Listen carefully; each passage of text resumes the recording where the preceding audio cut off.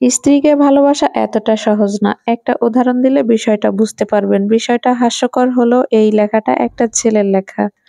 বিয়ের পর মোবাইল ওয়ালপেপারে স্ত্রীর ছবি দিয়ে রেখেছিলাম। তারপর একদিন বন্ধুদের সাথে আড্ডা দিতে গিয়েছিলাম, তখন এক বন্ধু সেটা দেখে ফেলল।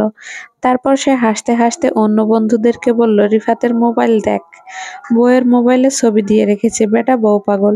সঙ্গে সঙ্গে সবার মধ্যে হাসির ধুম পড়ে গেল। এমন বিব্রত হয়ে পড়লাম যে বলার মতো নয়। বিব্রত অবস্থা থেকে বাঁচার জন্য ওদের বললাম, তোরা যা ভাবছিস তা না, আসলে অন্য একটা ছবি সিলেক্ট করতে গিয়ে ভুল করে এই ছবিটা পোস্ট হয়ে গিয়েছে, আমি নিজেও খেয়াল করিনি। এই দেখ, ছবিটা এক্ষুনি ডিলিট করে দিচ্ছি। তারপর ওদের দেখিয়ে স্ত্রীর ছবিটা বদলে বন্ধুদের নিয়ে তোলা একটা ছবি মোবাইল ওয়ালপেপারে দিয়ে দিলাম।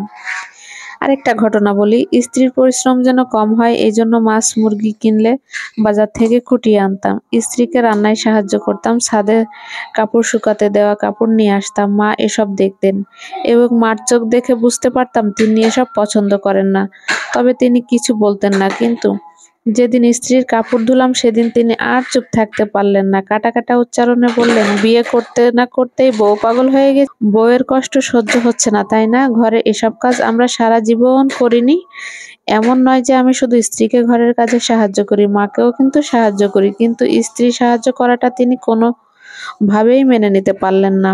আরেকটা কথা বলি, আমি বউ পাগল মায়ের কাছ থেকে এই কথাটা গেল খালাদের কাছে, আর খালারা কাছে এসে পুরো আত্মীয়র মহলে রটিয়ে দিল। তারপর থেকেই আমার আড়ালে, আমার সামনে, ঘরে কিংবা বাইরে সব জায়গায় আত্মীয়দের মধ্যে কেউ না কেউ বলতো, রিফাত বউয়ের আঁচল ধরে ঘোরে, ও বউ পাগল হয়ে গেছে, পুরুষ হতে পারেনি।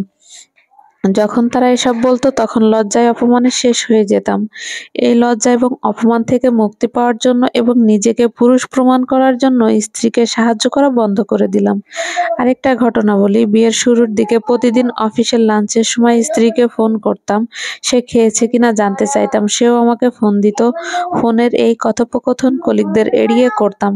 তবু কি করে যেন এই কলিগ ব্যাপারটা বুঝতে পারলেন, আর তারপর পুরো অফিস ছড়িয়ে পড়ল রিফাত বউ পাগল। এরপর থেকে আমাকে দেখলে অফিসে সবাই ঠোঁট চেপে হাসে যে রিফাত বউ পাগল।